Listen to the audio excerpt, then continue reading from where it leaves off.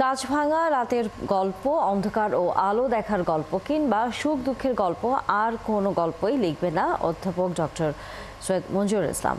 থাকা না থাকার গল্পের মতোই চলে গেলেন তিনি চিরতরে। শিক্ষক, সাহিত্যিক, চিন্তক সব পরিচয়ের ঊর্ধ্বে তিনি ছিলেন এক মানবতার প্রতীক। তিনি বিশ্বাস করতেন সাহিত্য মানুষের মুক্তির পথ দেখায়। আজ তার প্রস্থানে থেমে গেছে কলম, থেমে গেছে তার শব্দের আলো। সবুজ মাহমুদের প্রতিবেদন। বাংলা সাহিত্য, শিক্ষা ও চিন্তার জগতে আলো ছড়ানো এক নাম অধ্যাপক ডক্টর সৈয়দ মঞ্জুরুল ইসলাম। একাধারে শিক্ষক, কথাসাহিত্যিক, প্রবন্ধকার, চিন্তাশীল মানুষ। তার কলমে, বক্তৃতায় কিংবা শ্রেণীকক্ষে ছিল মানবতার বার্তা, সংস্কৃতির সুবাস। সেই আলোকবর্তিকা নিভে গেছে।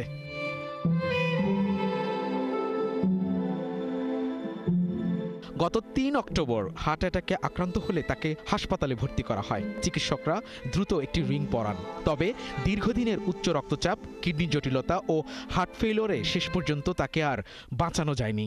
৫ তারিখে ওনার শারীরিক অবস্থার বেশ অবনতি হয়। অবনতি হওয়ার পরে আমরা তখন ওনাকে পরিবারের সম্মতিতে লাইফ সাপোর্টে নিতে বাধ্য হই এবং ওনাকে লাইফ সাপোর্টে নেওয়া হয়। ৭ তারিখে ওনার অবস্থার বেশ কিছুটা উন্নতি হয়। উন্নতি হওয়ার পরে ওনার লাইফ সাপোর্ট খুলে নেওয়া হয়। পরবর্তীতে আজ সকালবেলা তার শারীরিক অবস্থার আবারও অবনতি হয়। অবনতি হলে আমরা তাকে আবারও লাইফ সাপোর্টে নিতে বাধ্য হই এবং তারপরে আজকে বিকেল ৫টার সময় heart attack, heart failure, kidney জটিলতা এবং শ্বাস প্রশ্বাসজনিত জটিলতার কারণে উনি বিকেল ৫টায় শেষ নিঃশ্বাস ত্যাগ করেন। তার মৃত্যুতে দেশের ঐতিহ্য ও সংস্কৃতি অঙ্গনের মানুষ গভীর শোক প্রকাশ করেছেন। যখনই জাতীয় জীবনে যে কোনো সংকট হয়েছে, তিনি নির্ভয়ে সত্য কথাটা উচ্চারণ করেছেন। আমাদের দুঃখ যে আমাদের মাঝ থেকে এই ধরনের বিবেকী কণ্ঠস্বর আর আমরা খুব একটা শুনতে পাবো না। পরিবারের সিদ্ধান্ত অনুযায়ী তার মরদেহ শুক্রবার রাতে বারডেম হাসপাতালের হিমঘরে রাখা হয়েছে। শনিবার সকাল ১১টায় কেন্দ্রীয় শহীদ মিনারে সর্বসাধারণের শ্রদ্ধা নিবেদনের জন্য রাখা হবে মরদেহ। বাদ জোহর ঢাকা বিশ্ববিদ্যালয়ের মসজিদে জানাজা শেষে মিরপুর বুদ্ধিজীবী কবরস্থানে চিরনিদ্রায় শায়িত হবেন তিনি। বাদামি কর্ডের প্যান্টের সঙ্গে কালো ফুল হাতা শার্ট, হাত গোটানো অবস্থায় মঞ্চে উঠে নাতি দীর্ঘ আর অর্থপূর্ণ বক্তব্যে তাকে আর পাওয়া যাবে না।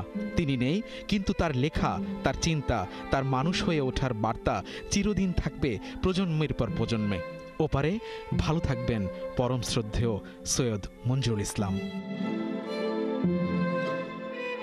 সবুজ মাহমুদ, ৭১, ঢাকা। হুট করে নিরাপত্তা বেড়েছে চট্টগ্রামে। শাহ আমানত আন্তর্জাতিক বিমানবন্দর, চট্টগ্রাম বন্দর এবং কাস্টমসে এই বিষয়ে নিরাপত্তা দেখা যাচ্ছে, বিশেষ নিরাপত্তা দেখা যাচ্ছে। বন্দর কর্তৃপক্ষ বলছে যে কোনো অপ্রীতিকর পরিস্থিতি এড়াতে এই সতর্কতা। এদিকে বিমানবন্দর কর্তৃপক্ষ জানায় তাদের ৪ স্তরের নিরাপত্তা বলয় গড়ে তোলা হয়েছে। পাশাপাশি বন্দর, কাস্টমসের আশেপাশের এলাকায় সব ধরনের মিছিল, সমাবেশ, বিক্ষোভ নিষিদ্ধ করা হয়েছে। জহিরুল ইসলামের ক্যামেরায় সাইফুল ইসলাম শিল্পীর রিপোর্ট।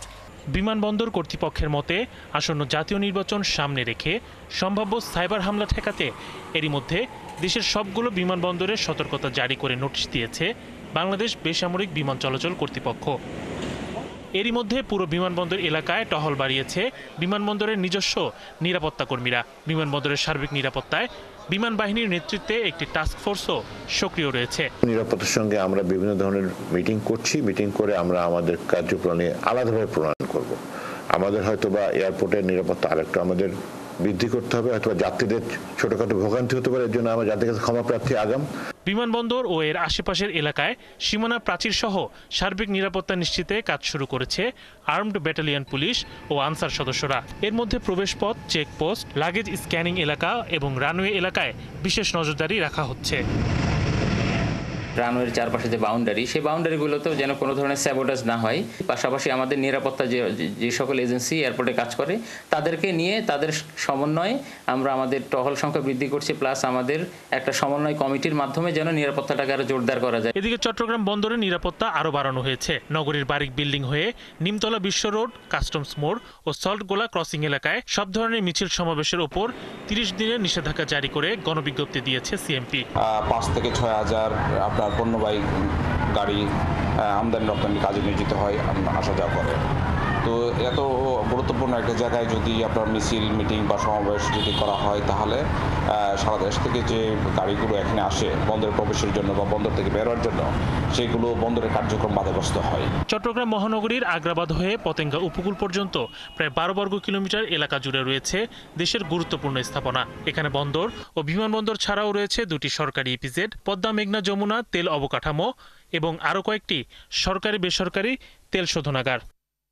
শরীফ আজাদ প্রীতম, ৭১। এ বিষয়ে বিস্তারিত জানাতে আমাদের সাথে যুক্ত হচ্ছেন সহকর্মী প্রণবেশ চক্রবর্তী। প্রণবেশ, বিমানবন্দরের বর্তমান পরিস্থিতি কেমন দেখছেন এবং হঠাৎ করে সেখানে নিরাপত্তা ব্যবস্থা বাড়ানোর আসলে কারণ কি?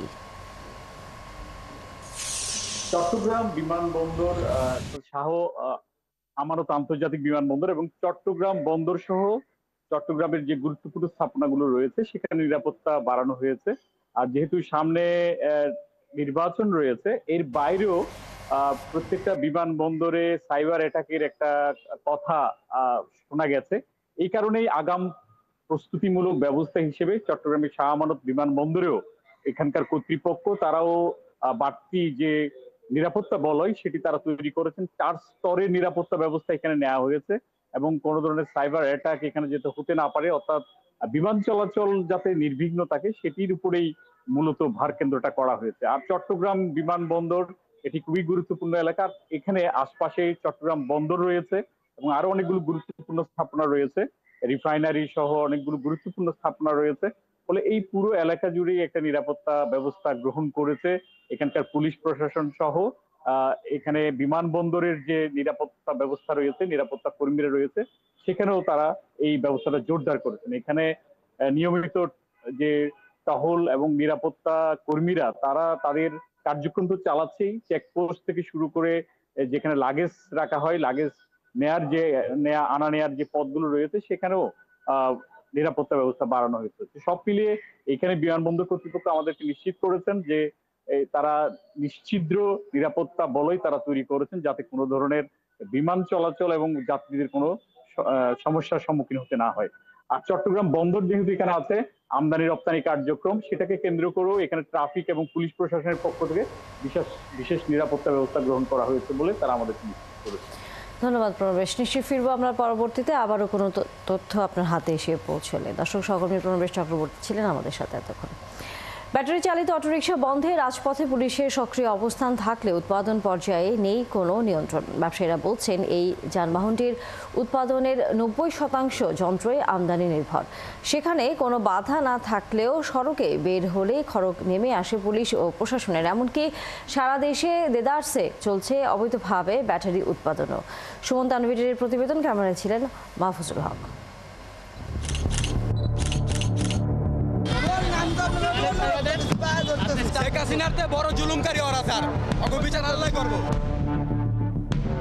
রাজধানীর মানিক মিয়া এভিনিউ চলছে অটোরিকশা বন্ধের অভিযান।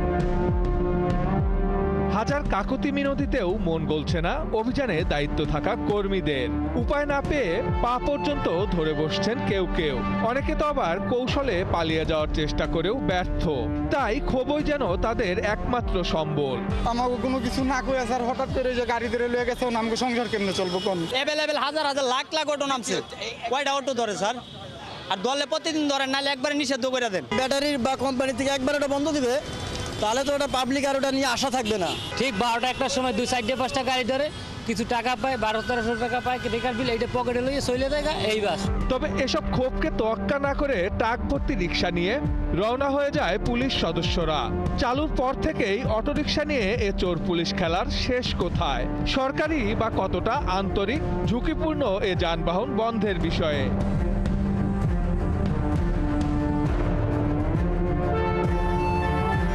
রোড সেফটি ফাউন্ডেশনের তথ্য বলছে, গত বছরের প্রথম 9 মাসে শুধু 3 চাকার যানবাহনেই প্রাণ ধরেছে 1500-এর ওপরে মানুষের। সড়ক দুর্ঘটনার প্রতিযোগিতায় অনেক ওপরে অবস্থান করাতেই এত সমালোচনা এ বাহন নিয়ে। তাই লাগাম টানতে শুরু থেকেই চলছে নানা অভিযান। তবে এসব অভিযান কতটা বন্ধ করতে পেরেছে এসব যানবাহন? তথ্য বলছে গত 10 বছরে বাংলাদেশে এর যানবাহনের সংখ্যা বেড়ে হয়েছে প্রায় 30 লাখ।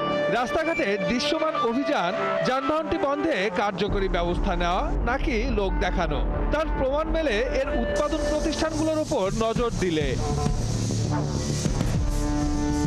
রাজধানীর বসিলা ব্রিজ পার হলেই মাত্র 100 মিটারের মধ্যে অভাব নেই অটোরিকশা বানানোর ছোট বড় কারখানার। নির্বিঘ্নেই চলছে উৎপাদন। এখানে বানানো অটোরিকশাগুলোই প্রতিদিন রাজপথে যায়, আর দুর্ঘটনার শিকার হয় অসংখ্য মানুষ। প্রথমে আমি যখন 10 বছর আগে আসি তখন দেখছি এটা ছাড়া আরেকটা কারখানা আসলে ওইদিকে, আর এখন অনেকটি হয়ে গেছে, প্রায় 20-30টার মতন হয়ে গেছে। তবে এই অটো উৎপাদনের সঙ্গে যুক্ত ব্যবসায়ীদের যুক্তিও ফেলে দেওয়ার কোনো সুযোগ নেই। এসব বানাতে যেসব যন্ত্রাংশ লাগে তার 90% নাকি আমদানি নির্ভর, যেখান থেকে মোটা অঙ্কের রাজস্ব পায় সরকার। কাপড় থেকে শুরু করে চাকা থেকে শুরু করে স্পেয়ার পাতি যত পার্টস আছে সবই ইম্পোর্টের মাল।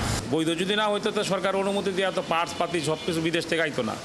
যেহেতু বৈধ, তাহলে এটা যে একটা সিস্টেমের অভাব, সেই সিস্টেমের অভাব দূর করার জন্য সরকার কি ব্যবস্থা নেওয়া দরকার সেই ব্যবস্থা নেই। সম্প্রতি বাংলাদেশ প্রকৌশল বিশ্ববিদ্যালয়ের নকশায় নির্দিষ্ট কিছু এলাকায় নতুন অটোরিকশা পরীক্ষামূলক চলাচল শুরু করেছে ঢাকা উত্তর সিটি কর্পোরেশন। স্থানীয় সরকার উপদেষ্টা ঘোষণা দেন, নিরাপদ ও নির্দিষ্ট সংখ্যায় নিয়ে আসা হবে বাংলার টেসলা হিসেবে পরিচিত এই যানবাহনকে। রিক্সা চালকদের এই ট্রানজিশনটার দিকে আসার জন্য ইতিমধ্যেই অনেক আগ্রহ আমরা পাচ্ছি। তবে এই উদ্যোগের সঙ্গে বাস্তবতার কোনোই মিল পাওয়া যায় না।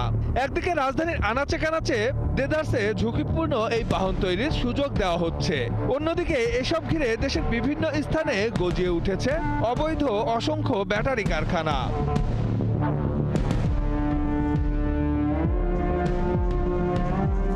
ম্যানেজমেন্ট লেভেলের একটা মানুষ নেই। গাজীপুরে এমন কয়েকটিতে গেলে অদ্ভুত অভিজ্ঞতার সম্মুখীন হতে হয়। 71 টিমকে ভেতরে যেতে দেওয়া হয়নি, এমনকি ওই সময় কর্মীদেরও প্রবেশ বন্ধ করে দেয় কারখানা কর্তৃপক্ষ। আমরা তো এই চাকরি করি না এই ফ্যাক্টরি। আপনারা তো সবাই এই ফ্যাক্টরিতে চাকরি করেন, মিথ্যা কথা বলেন কেন? না ভাই। কি বলছে ফ্যাক্টরিওয়ালারা? তারা আসলে ভাই তারা তো চাকরি করে মূলত, চাকরি যেহেতু তারপর চাকরির বয় আছে। তবে এসব ব্যাটারি ফ্যাক্টরি ঘিরে অভিযোগের অন্ত নেই এলাকাবাসীর। খাইলে একেবারে যে বড় বড় ঠোয়া হইয়া একেবারে এই যে গুড়া গাড়ি হইয়া পানিটা খাইতে দেখছেন না কেমন লাগে, স্বাদ নষ্ট হয়ে গেছে। গাছ তো আমার এই একেবারে 5টা গাছ নষ্ট হয়েছে। 2022 সাল থেকে ঝুঁকিপূর্ণ অটোরিকশার বিস্তার নিয়ন্ত্রণ করতে কাজ করে যাচ্ছে বাংলাদেশ প্রকৌশল বিশ্ববিদ্যালয়ের একটি দল। একটা কালো অর্থনীতিও দাঁড়িয়ে গেছে এবং সেই কারণে এখানে কোনো রেগুলেশন আনা, কোনো চেঞ্জ আনা ডিফিকাল্ট। আমি বলবো সরকারকে যথেষ্ট পেশাদারিত্বের সাথে আগাতে হবে, কারণ এই প্রক্রিয়াটা, রেজিস্ট্রেশন প্রক্রিয়াটা দিতে গিয়ে যে বা কালো অর্থনীতির একটা নতুন দরজা খুলে, তাহলে কিন্তু মূল উদ্যোগটা সফল হবে না। বাংলাদেশের সড়কের উপযোগী নকশা ও গতি নিয়ন্ত্রণকে মূল বিষয় রেখে 16টি নতুন বৈশিষ্ট্য যুক্ত করে বিকল্প অটোরিকশার মডেল সরকারকে জমা দিয়েছে এই দল। 2 বছর হতে চললেও তা এখনো আলোর মুখ দেখেনি। সভা সেমিনার করেই যেন দায় শেষ করছে রাষ্ট্রীয় বিভিন্ন প্রতিষ্ঠান। সুমন তানভীর, 71, ঢাকা। বোর্ড চেয়ারম্যানের লিখিত অনুমোদন ছাড়াই 2 জনকে পরিচালক হিসেবে পদোন্নতি দেওয়ার অভিযোগ উঠেছে বিমানের ব্যবস্থাপনা পরিচালক শফিকুর রহমানের বিরুদ্ধে। তবে হোয়াটসঅ্যাপে অনুমতি দিয়েছেন বলে জানিয়েছেন তিনি। পাশাপাশি ফ্লাইট অপারেশনের পরিচালককে সরিয়ে বিতর্কিতদের নিয়োগের চেষ্টার অভিযোগ উঠেছে। এসব নিয়ে অভ্যন্তরীণ তদন্ত হচ্ছে বলে জানা গেছে। মোহন ইসলামের প্রতিবেদনে বিস্তারিত। গণ অভ্যুত্থানের পর সব সেক্টরের মতো বিমানেও বড় সংস্কার আসবে বলে আশা ছিল অনেকের। সে অনুযায়ী বিমানের নতুন বোর্ড ও কর্মকর্তা নিয়োগ দেওয়া হয়। এরপরেও অনিয়ম দুর্নীতি থামছে না কোনোভাবেই, বরং উড়ন্ত বিমানের চাকা খুলে যাওয়া, নারিতা রুট বন্ধ হয়ে যাওয়া, জুলাই মাসে 37টি টেকনিক্যাল ত্রুটির কারণে ফ্লাইট বিঘ্নিত ও নিয়মিত ফ্লাইট বিলম্বের অভিযোগ উঠছে আগের থেকেও বেশি। এসবের পেছনে কারণ হিসেবে অভিযোগ উঠেছে বিমানের ব্যবস্থাপনা পরিচালক সহ কর্মকর্তাদের দুর্নীতি ও খেয়ালিপনার। যেমন শাকিল মেরাজ আগস্টের 10 তারিখ কার্গো পরিচালক হিসাবে দায়িত্ব পান, কিন্তু 1 বছর আগেই তাকে অনিয়মের অভিযোগে সাময়িক বরখাস্ত করে বিমান। তার বিরুদ্ধে অডিট নিষ্পত্তি না হওয়ার অভিযোগও আছে। সেসব ঘটনা আমলে না নিয়েই তাকে এই পদে বসানোর অভিযোগ উঠেছে বিমানের এমডি ও সিইও শাফিকুর রহমানের বিরুদ্ধে। একই আদেশে পরিচালক হিসেবে পদোন্নতি দেওয়া হয়েছে আরেক কর্মকর্তা মাসুদুর রহমানকে। নিয়ম অনুযায়ী বোর্ড চেয়ারম্যানের অনুমোদনের পরেই কাউকে পদোন্নতি দিতে পারে বিমান, কিন্তু অনুসন্ধানে জানা গেছে শেষ 5 মাসেরও বেশি সময় ধরে সিঙ্গাপুরে চিকিৎসাধীন বিমানের ওই সময়ের বোর্ড চেয়ারম্যান আব্দুল মুহিত চৌধুরী। এ সংক্রান্ত একটি কাগজ এসেছে ৭১-এর হাতে, যেখানে বিমানের ব্যবস্থাপনা পরিচালক বলছেন তাদের এই পদোন্নতিপত্র হোয়াটসঅ্যাপে চেয়ারম্যানের কাছে পাঠানো হয়েছে, যার মাধ্যমে এই দুজনের পদোন্নতি দেওয়া হয়েছে। পরে চেয়ারম্যান হার্ড কপিতে সই করবেন।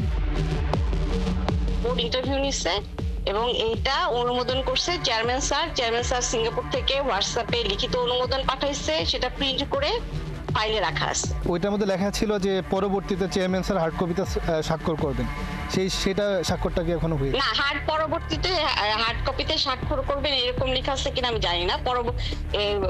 অনুমোদন হোয়াটসঅ্যাপে দিচ্ছে এবং সেটা লিখিত অনুমোদন দিচ্ছে। কিন্তু সিঙ্গাপুর থেকে আব্দুল মুহিত চৌধুরী এখনো ফেরেননি। এদিকে বিমানের বোর্ডেও এসেছে পরিবর্তন।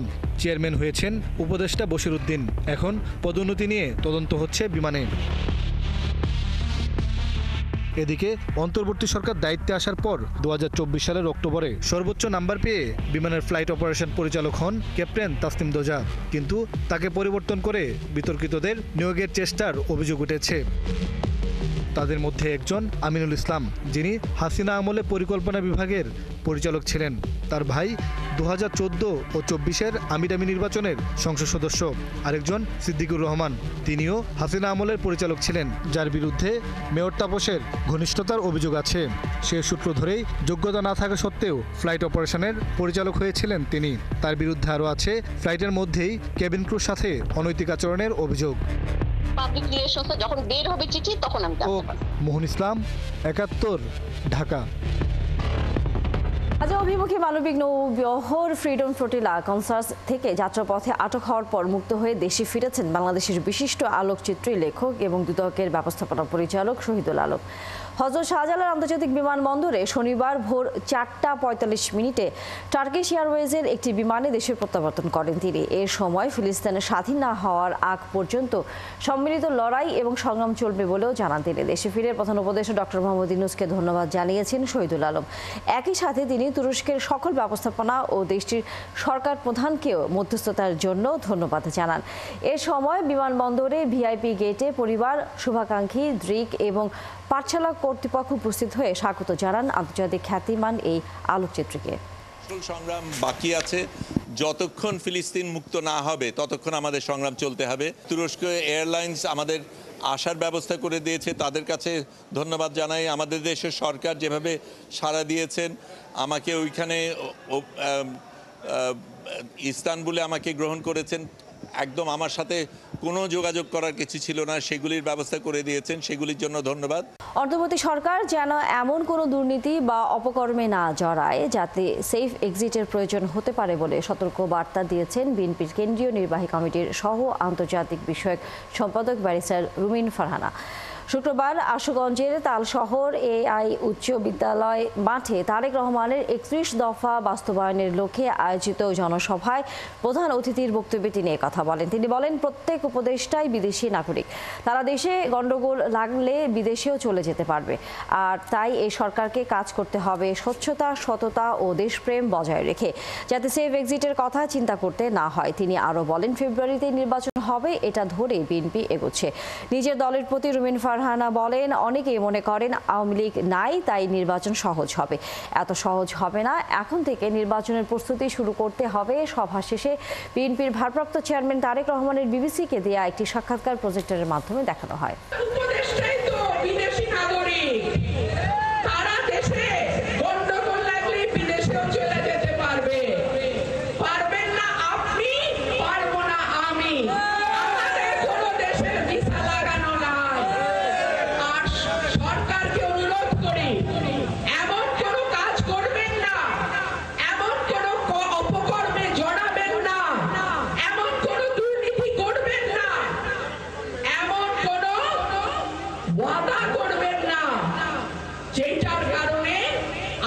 সেফ এক্সিটের প্রয়োজন হতে পারে। ঢাকা বিশ্ববিদ্যালয় ক্যাম্পাসকে আরও পরিষ্কার, সবুজ এবং আলোকিত করে গড়ে তুলতে ডাকসু ও ঢাকা দক্ষিণ সিটি কর্পোরেশন যৌথভাবে আয়োজন করেছে বিশেষ ক্লিনিং ক্যাম্প। সকালে ক্যাম্পাসে আয়োজিত এই অনুষ্ঠানে ভিসি নিয়াজ আহমেদ খান বলেন, এমন পরিচ্ছন্নতা কর্মসূচি অব্যাহত থাকলে কমে আসবে ডেঙ্গুর প্রকোপ। এ সময় ঢাকা বিশ্ববিদ্যালয়ের বিভিন্ন প্রাঙ্গণ পরিষ্কার করে গ্রিন ক্যাম্পাস গড়তে 1300-র বেশি পরিচ্ছন্নতা কর্মী দিয়ে 18টি ইউনিট কাজ করছে বলে জানান ডাকসুর ভিপি সাদিক কায়েম। ঢাকা বিশ্ববিদ্যালয় ছাড়াও ঢাকা মেডিকেল ও বুয়েট প্রাঙ্গণ পরিষ্কারেও কাজ করা হবে বলে জানান তিনি। অনুষ্ঠানে সুন্দর একটি পরিবেশ উপহার দেওয়ার প্রতিশ্রুতি দেন স্থানীয় সরকার মন্ত্রণালয়ের সচিব। আজকে সারাদিনব্যাপী প্রায় 1300-র বেশি কর্মী আমরা নিয়োজিত করেছি। এটা একটি বিশেষ অভিযান বলছি, কিন্তু অব্যাহতভাবে এই অভিযান থাকবে। বিভিন্ন স্থাপনা তৈরি করে নানান ধরনের ব্যবসা বাণিজ্য শুরু হয়েছিল, সেটাও আমরা আজকে উচ্ছেদ করে ক্লিন করে এবং সেখানে আমরা ফুলের টপ সহ এমন সুন্দরভাবে সাজিয়ে দেব। তারা আজকে আমাদের পুরো বিশ্ববিদ্যালয়কে ক্লিন করে দিয়ে যাবে, কিন্তু এরপরে যদি আমরা নিজেরা যত্রতত্র ময়লা ফেলি তাহলে এই যে ক্লিনিং আজকের ক্যাম্পেইন সেটা সার্থক হবে না। এটা তখনই সার্থক হবে যখন আমরা আমাদের নিজেদের মধ্যে অ্যাওয়ারনেস তৈরি হবে, আমাদের নিজেদের সিভিক এডুকেশনটা আমরা সঠিকভাবে আমরা প্রয়োগ করতে পারবো। একটি মহৎ উদ্দেশ্যে একটি কাজ শুরু করলাম। So one small step in the right direction. আরো বহু পথ আমাদের অতিক্রম করতে হবে। নগরী গুরুত্বপূর্ণ চাকতাই রাজাখালী খালের ওপর বসানো সুইচ গেট ও পানি নিষ্কাশন পাম্প স্বস্তি এনেছে চট্টগ্রামের খাতুনগঞ্জে। সেখানকার পাইকারি ব্যবসায়ীরা জানান, প্রতি বছর বর্ষায় গড়ে 500 কোটি টাকার পণ্য জোয়ারের পানিতে নষ্ট হলেও গত 2 বছর তা হয়নি। একইভাবে নতুন বসানো জলকপাটের কারণে জলাবদ্ধতা কমেছে বকলিয়া এবং মোহরা অঞ্চলে। তবে রক্ষণাবেক্ষণের পাশাপাশি ও প্রকল্প ম্যানুয়াল তৈরি না হলে আগামীতে জলাবদ্ধতার ঝুঁকি থাকবে বলছে নগর পরিকল্পনাবিদরা। বাবুন পালের ক্যামেরা, চট্টগ্রাম থেকে প্রণবেশ চক্রবর্তীর প্রতিবেদন। গুরুত্বপূর্ণ চাকতাই ও রাজাখালী খালের সামনে বসেছে বিশাল জলকপাট বা স্লুইস গেট। সদ্য চালু হওয়া এই জলকপাট জলাবদ্ধতা ও জোয়ারের পানি থেকে সুরক্ষা দিচ্ছে চট্টগ্রামের বড় এই ব্যবসায়ী কেন্দ্রটিকে। প্রতি বছর গড়ে 500 কোটি টাকার আর্থিক ক্ষতি হলেও এখন স্বস্তি এসেছে ব্যবসায়ীদের। আল্লাহর রহমতে এখন সুইচ গেট চালু হওয়ার পর থেকে আমরা ওটা থেকে রক্ষা পেয়েছি। বিগত কয়েক বছর ধরে যে পানির যে জলবদ্ধতা সেটি আমরা এখন আর পোহাতে হচ্ছে না। চট্টগ্রাম উন্নয়ন কর্তৃপক্ষ সিডিএর নেয়া কালুরঘাট চাকতাই সড়ক ও বাঁধ নির্মাণ প্রকল্পের অংশ এই জলকপাটগুলো। এতে জলাবদ্ধতা কমেছে নগরীর বাকুলিয়া ও মোহরা এলাকাতেও। সুইচ গেট হওয়ার কারণে আমাদের পানিগুলো সেচে ফেলে দেয়, তো আর বাড়তি কোনো পানি এখানে থাকে না। এবার বর্ষার সিজনে মোটামুটি বলতে গেলে এই কামাল বাজারের পাশের মানুষ পানির কষ্ট পাচ্ছে না। বৃষ্টির পানিটা আগে জমে থাকতো, এখন মোটামুটি সুইচ গেট হওয়ার কারণে আমাদের অনেক সুবিধা হয়েছে। প্রকল্পের আওতায় 10টি খালের উপর নির্মাণ করা হয়েছে স্লুইস গেট। এখনো নির্মাণ কাজ বাকি 2টির। এখানে যখন জোয়ার আসে তখন গেটগুলো অটো বন্ধ হয়ে যায়, আবার যখন আপনার বাটা চালু হয় তখন গেটগুলো অটো খুলে যায়। সেক্ষেত্রে দেখা গেছে 1-2 ঘন্টার মধ্যে আমাদের ওই যে ওয়াটার যে লেভেলটা হাই ছিল ওটা কমে আসে। নির্মিত বেশ কয়েকটি জলকপাটে আছে নৌকা পারাপারের সুবিধা। জোয়ারের রেগুলেটরগুলো স্বয়ংক্রিয়ভাবে বন্ধ হয়ে আটকে দেয় কর্ণফুলী নদী থেকে আসা জোয়ারের পানি। শহরে যাতে জলাবদ্ধতার সৃষ্টি না হয় সেজন্য ওই সময়ে পাম্পের মাধ্যমে পানিগুলো আউট করে বাইরে নদীতে ফেলা যাবে। রেগুলেটরগুলো নির্মাণে ব্যবহৃত হয়েছে নেদারল্যান্ডসের প্রযুক্তি। এছাড়া 50 বছরের সর্বোচ্চ বৃষ্টিপাতের রেকর্ড বিবেচনায় নিয়ে জলকপাটগুলো তৈরি হয়েছে জানান সংশ্লিষ্টরা। আমরা নেদারল্যান্ডে হেল্প নিয়েছি এখানে, এবং এই যে গেটগুলো ওখানে নেদারল্যান্ড থেকে আনা এফআরবি গেট বলে এটাকে, এটা কিন্তু নন করোসিভ, এটা কিছুই হবে না। কিন্তু এটা আপনি যদি এখন খুলে বেচতেও চান এটা বেচতেও পারবেন না। প্রকল্প শেষে এগুলো রক্ষণাবেক্ষণের দায়িত্ব পাবে সিটি কর্পোরেশন। তাই এখন থেকে রক্ষণাবেক্ষণের দক্ষ লোকবল ও প্রকল্প ম্যানুয়াল তৈরি না হলে জলাবদ্ধতার ঝুঁকি থেকেই যাবে বলছেন বিশেষজ্ঞরা। সেই ম্যানুয়ালটার উপলক্ষে সিটি কর্পোরেশন যেহেতু তার হস্তান্তর হবে সেখানে, তার জনশক্তি, technical man power, train man power, তারপর যন্ত্রশক্তি, তার জন্য ইকুইপমেন্টগুলি থাকতে হবে এবং এগুলি পরিচালনা করার জন্য সিটি কর্পোরেশনের তহবিল থাকতে হবে। এই 3টা দিক থেকে সিটি কর্পোরেশনকে সক্ষম করে গড়ে তুলতে হবে। চট্টগ্রাম চেম্বার ও পরিকল্পনা কমিশনের 2021 সালের জরিপের হিসেব মতে গত 1 দশকে চাকতাই, খাতুনগঞ্জ, আসাদগঞ্জ ও কোরবানীগঞ্জ এলাকায় জলাবদ্ধতায় 2517 কোটিরও বেশি টাকার ক্ষতি হয়েছে। প্রণবেশ চক্রবর্তী, ৭১, চট্টগ্রাম। ৭ বছর ধরে অকেজো হয়ে আছে কুড়িগ্রামের উলিপুরের তবকপুর ইউনিয়নের দুটি ব্রিজ। বড়ুয়া তবকপুর বাজারের কাছে ব্রিজ উল্টে আছে পিলার ভেঙে, আর রসুলপুরের চুনিয়ারপাড়া গ্রামের ব্রিজটির পিলার দেবে গেছে। যে কোনো সময় এটি ভেঙে পড়ার ঝুঁকিতে আছে। অকেজো দুই ব্রিজের কারণে চলাচলের চরম দুর্ভোগে ইউনিয়নের শিক্ষার্থী, কৃষক, ব্যবসায়ী সহ হাজারো মানুষ। স্থানীয় প্রকৌশল অধিদপ্তরকে বারবার ব্রিজ সংস্কারের জন্য লিখিতভাবে বললেও কোনো লাভ হয়নি বলে অভিযোগ এলাকাবাসীর। রাজু মুস্তাফিজের তথ্যছবিতে বিস্তারিত। বানের তোড়ে পিলার ভেঙে উল্টে আছে ব্রিজ 7 বছর ধরে। উপজেলা শহরের হাসপাতাল মোড় থেকে তবকপুর ইউনিয়নের বড়ুয়া তবকপুর বাজারগামী পাকা সংযোগ সড়কের প্রায় 5 কিলোমিটার দূরের এই ব্রিজটি 2018 সালের ভয়াবহ বন্যায় পিলার ভেঙে উল্টে যায়। এরপর থেকেই সংযোগ সড়কটি বিচ্ছিন্ন হয়ে যায়। ব্রিজের স্থানে তৈরি হয়েছে বিশাল এক গর্তের মতো জলাশয়। দুই পাশের প্রায় 1 একর আবাদি জমি নষ্ট হয়েছে। মানুষজন বাধ্য হয়ে গ্রামের ভেলায় কিংবা কৃষি জমির আইল ধরে বিপজ্জনকভাবে পারাপার হচ্ছে। অন্যদিকে একই ইউনিয়নের রসুলপুরে চুনিয়ারপাড় ব্রিজ দেবে গেছে। পুরো ব্রিজে ফাটল ধরেছে। ব্রিজের মাঝে গর্তের সৃষ্টি হয়েছে। যে কোনো সময় ভেঙে পড়ার শঙ্কা রয়েছে ব্রিজটির। শুষ্ক মৌসুমে ইউনিয়নবাসী কোনোভাবে চলাচল করলেও বর্ষা মৌসুমে পারে না। পাবলিক, ছাত্র ছাত্রী খুব বিশৃঙ্খলা, মানে খুব একটা বিপদে পড়ে গেছে। একটা মানুষ অসুস্থ হওয়ার পরে এই যে এই ব্রিজ দিয়ে যে পার হবে, এই ধরনের কোনো স্কোপ নেই। গাড়ি ঘোড়া চলবে নাকি না, গাড়ি ঘোড়া চললে ভাঙি গুঁড়ি পড়ে যাচ্ছে। আমরা হাত ধরিয়ে তুলি দেই গাড়ি। কতজন মানুষ মারা গেছে এখানে। 20 থেকে 25 বার পর্যন্ত লোকজন আসিয়ে মাপজোক করছে, করাতে কোনো প্রকার কাজ হচ্ছে না।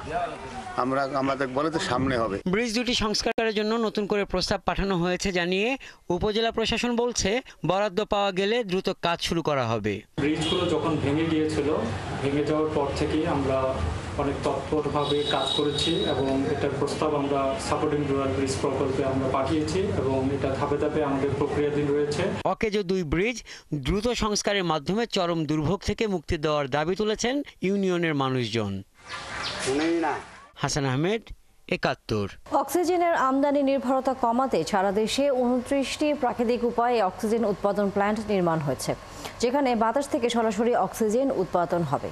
গ্লোবাল ফান্ডের সহযোগিতায় নারায়ণগঞ্জে খানপুরে 300 শয্যা হাসপাতালে এমন একটি অক্সিজেন প্ল্যান্ট বৈদ্যুতিক সংযোগের অপেক্ষায়। সংযোগ পেলেই 7 দিনের মধ্যে উৎপাদনে যাবে প্ল্যান্ট। এতে বছরে প্রায় 60 লাখ থেকে 1 কোটি টাকা সাশ্রয় হবে। হাবিবুর রহমানের পাঠানো তথ্যছবিতে বিস্তারিত। বাতাস থেকে তৈরি হবে অক্সিজেন। 2024 সালে দেশের 29টি পিএসএ অক্সিজেন প্ল্যান্ট নির্মাণের উদ্যোগ নেওয়া হয়। 2019-20 সালে করোনার সময়ে অক্সিজেন সংকটের কারণে 2021 সালে অক্সিজেনের আমদানি নির্ভরতা কমাতে এরকম উপায়ে প্ল্যান্ট নির্মাণের পরিকল্পনা নেওয়া হয়। বর্তমানে দেশের 29টি হাসপাতালে এরকম অক্সিজেন প্ল্যান্ট নির্মাণ হয়েছে। নারায়ণগঞ্জের খানপুর 300 শয্যা হাসপাতালে এমন একটি অক্সিজেন প্ল্যান্ট বৈদ্যুতিক সংযোগের অপেক্ষায়। Global fund emergency response for বাংলাদেশের কর্তৃপক্ষ জানান, এই প্ল্যান্টের মাধ্যমে অক্সিজেন উৎপাদন করলে উৎপাদন ব্যয় বর্তমান অক্সিজেনের চাইতে 15 ভাগের 1 ভাগে নেমে আসবে। সিলিন্ডারগুলি যে রিফিল করে আনতে হয়, অনেক সময় লাগে, ব্যাপার অনেক। এখানে যদি সরাসরি উৎপাদন হয় তাহলে অনেক অনেক অনেক পরিমাণ ভোগান্তি কমে যাবে, সাধারণ মানুষের অনেক উপকার হবে। এখন যে সিলিন্ডার নিয়ে সবার দৌড়দৌড়ি করতে হয়, তখন সেটা হবে না এবং ওয়ার্ডের মধ্যে বা আইসিইউতে রোগীরা কন্টিনিউ অক্সিজেন সরবরাহ পাবে। হসপিটালের প্রয়োজন মিটিয়ে আমরা বাইরেও সাপ্লাই দিতে পারবো। 30 থেকে 35 লক্ষ টাকা খরচ করে শুধুমাত্র বিদেশি কোম্পানির মাধ্যমে অক্সিজেন কিনতে। সেক্ষেত্রে আমাদের এই অক্সিজেন প্ল্যান্ট চালু হলে সেটা প্রায় 90% ব্যয় সাশ্রয় হবে। হাসপাতালের তত্ত্বাবধায়ক জানান, বিদ্যুৎ সংযোগ পেলে 7 দিনের মধ্যেই প্রাকৃতিকভাবে অক্সিজেন উৎপাদন শুরু হবে। প্রতি মিনিটেই তৈরি হবে প্রায় 950 লিটার অক্সিজেন। প্ল্যান্টে উৎপাদিত অক্সিজেন পাইপলাইনের মাধ্যমে সরাসরি হাসপাতালে রোগীদের ওয়ার্ডে চলে যাবে। এটা আমরা আগামী সপ্তাহে ইনশাল্লাহ কারেন্টের লাইনটা পেয়ে যাব। ডিসি থেকে আমাকে যেভাবে জানানো হয়েছে, আমরা কারেন্টের লাইন পেলে ওই দিন 1 উইকের ভিতরে আমরা প্রোডাকশনে চলে যাব। এই অক্সিজেন স্টোরেজ করার জন্য 2 জায়গায় ব্যবস্থা আছে। আমাদের নতুন বিল্ডিংও যেমন ব্যবস্থা আছে এবং প্ল্যান্টের পাশেও স্টোরেজ করার ব্যবস্থা আছে। সারা দেশের 29টি অক্সিজেন প্ল্যান্ট নির্মাণে $15 মিলিয়ন ব্যয় হয়েছে। এর মধ্যে প্রতিটি প্ল্যান্টে প্রকারভেদে নির্মাণ ব্যয় হয়েছে 3.5 থেকে 4 কোটি টাকা। হাসান আহমেদ, ৭১। চলছে সংবাদ সংযোগ, সরাসরি সংবাদ অনুষ্ঠান দেখতে থাকুন ৭১-এর ফেসবুক পেজে এবং সাবস্ক্রাইব করুন ৭১-এর ইউটিউব চ্যানেল। থাকুন ৭১-এর সাথে।